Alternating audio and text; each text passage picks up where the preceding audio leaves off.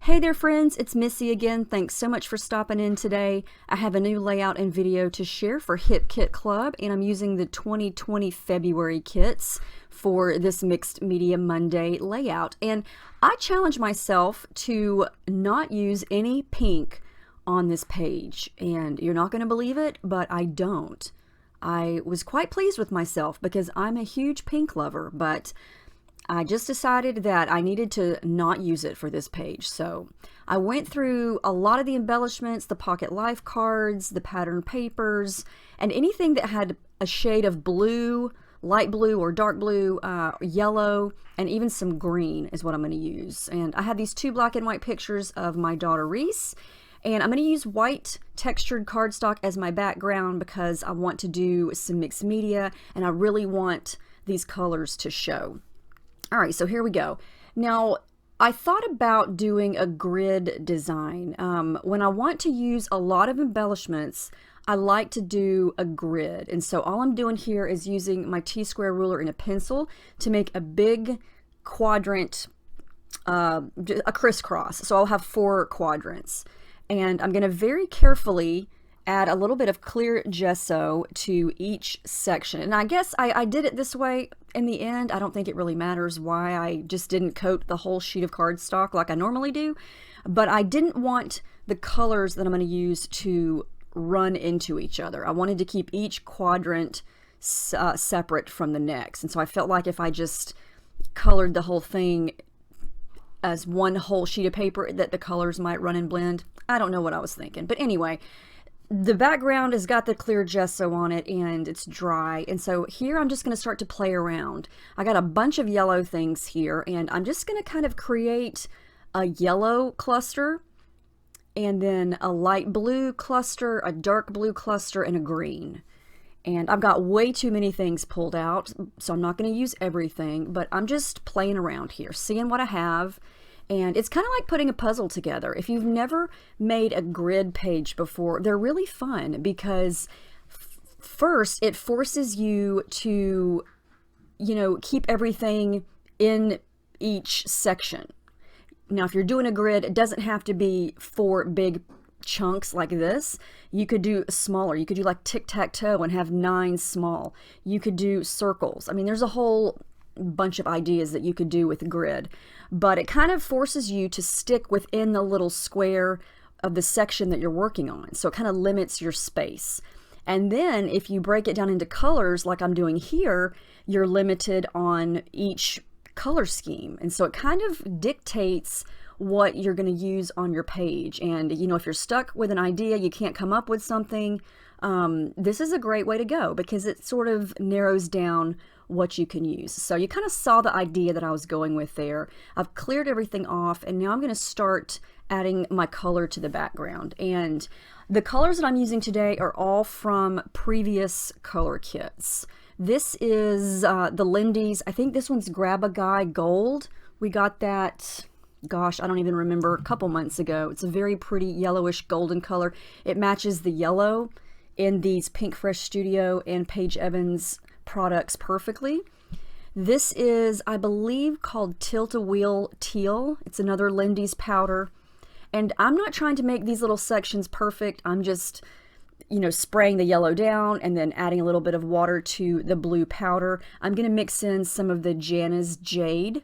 I think that's Jana's Jade. I wound up using quite a few of the colors.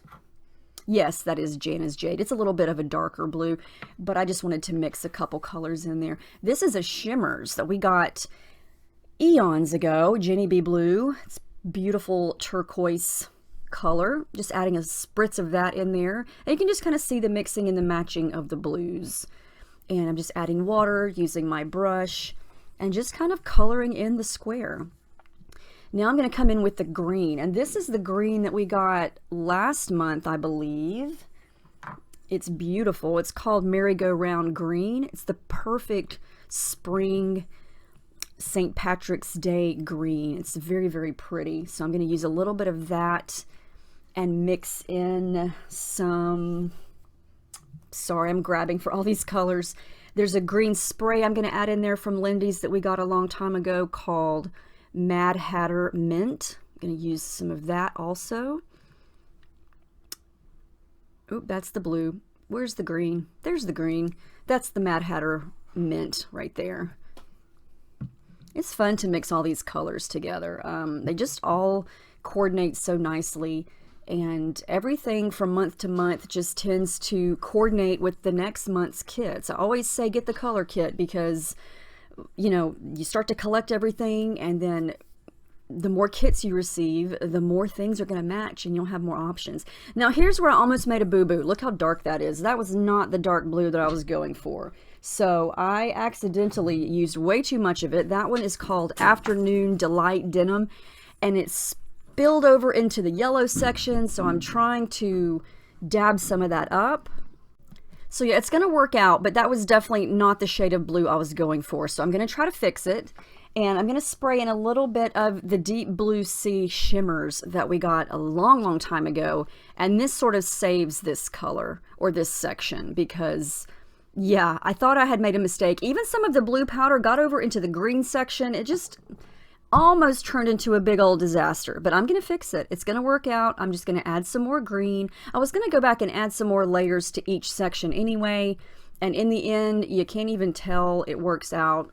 So yeah, if you make a boo-boo like that and you accidentally cross over colors that you did not mean to cross over, if you use gesso, you're able to dab it up quickly and kind of, you know, color over it. And if you don't, just smudge a little bit of white gesso. I know I say that a lot. White gesso will kind of white out. It's kind of like white out when you need it to be. So yeah, I'm going to wind up fixing that in the yellow section. And in the end, it really doesn't matter. It still looks pretty cool, I think. So I'm going to come back with a little bit more on the lighter blue section with a little bit more of that tilt-a-wheel teal color. And yeah, this is going to look really cool once I start to add everything back on top of it. But yeah, that was pretty easy to do.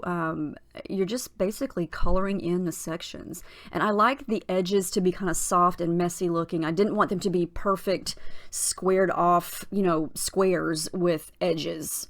I wanted the watercolor to look kind of soft around the edges. So I let it dry, and then I decided to really crisp up the quadrants. And so I machine stitched with some black thread, and I think that just really sets it off. It really gives it a grid effect, and it really makes each color stand out. So you can kind of see what I've got going here. And now I'm going to work on the pictures. I'm adding a little bit of white tissue paper and some adhesive. Adhesive is not a word. Adhesive foam behind those to pop them up off the page.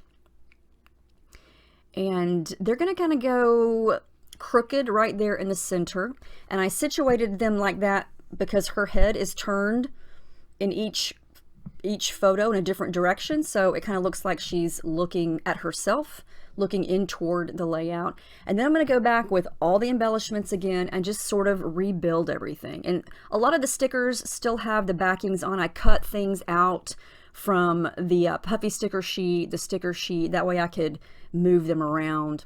And I really like that floral cluster die cut because there's a yellow flower up top and a light blue flower below it. And so the way I situated it, the yellow flower is in the yellow and the blue is in the blue. And yeah, there might be, I think, a tad of light pink in that flower die cut, but I didn't count that as pink because it was just part of the die cut. But I intentionally tried to stay away from pink. And in the end, I'm very glad I did because I love this color scheme and I think it worked out great. And I was able to get a lot of the die cuts and stickers and things like that used up. And I think it turns out really cool. I do want to add a little bit behind the photo, so I just tore a little bit of that yellow and white gingham die cut, and then for the green section, I'm going to use part of this envelope here as a layer. I love that string enclosure part there, so I'm going to let that kind of hang down below the photo. And yeah, there was so much stuff. When I started going through everything, the papers and all the embellishments, I thought, wow, there's actually quite a bit of green, quite a bit of light blue, dark blue, and yellow. And yeah, at first I thought, well, maybe I'm not going to have enough to fill up each section, but the more I sorted through everything, the more I found, and I wind up not even using a lot of what I picked out. So yeah, I just kept going and kind of see there. I'm going to start to glue a little bit of it down, things that I know I want. That's another piece of a pocket life card down on the light blue section. And yeah, so now I can move all that together. I'm gonna use, let's see, yeah, see, I left all the plastic behind these puffy stickers. And I'm gonna wind up adding glue behind all of that because nothing ever wants to stick to gesso because it's so textured. And it just, you know, I use the powder and water and things like that. So always back it up with glue. Some of these embellishments I'm going to add adhesive foam behind to create some dimension. Some things I'm just going to stick right onto the background. And so it's going to get, you know, some flat pieces, some dimensional pieces. The puffy stickers kind of stick up on their own anyway. And I didn't want to add too many things to each quadrant. Like I wanted the mixed media to also show, like up in the yellow section, I'm not going to use much more. So you can kind of still see a lot of the yellow mixed media there.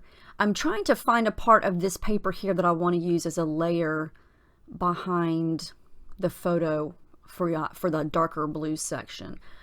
So I just cut a piece of that Heidi Swap paper and that matched really well. And yeah, so a lot of these are from the Pinkfresh Studio Noteworthy collection. Some of these things are from the Bloom Street collection from Paige Evans. And I fussy cut some of the green leaves for the green section from that beautiful floral pattern paper. I punched this out from a pocket life card. I don't wind up using it, but I like the way it looks in a punched circle. And there is a little bit of pink on that puffy frame, but I'm going to cover it up so you won't even see it.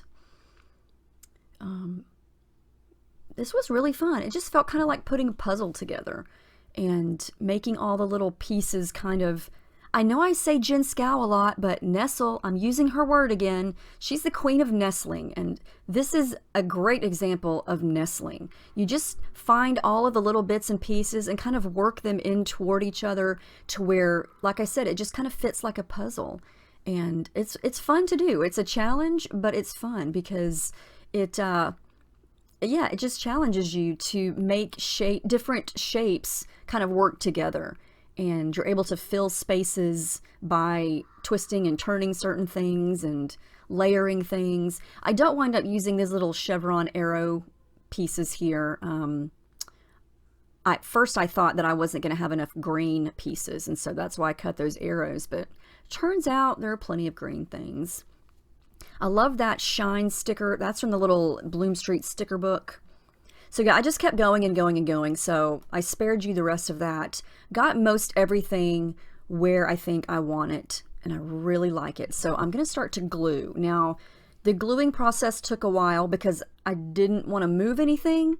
I like everything just where it is, so I'm going to just very carefully kind of peel things up where they are, add a little bit of glue, and not move it because, you know, unless you take a picture of it, you're never going to get it back to where it was, or at least I don't. I'm famous for getting it like I want it and then taking it apart, and then I can't remember where things went. So I'm just going to very carefully glue it down little by little. And I am going to go for thread. You're probably thinking, oh, don't forget your thread.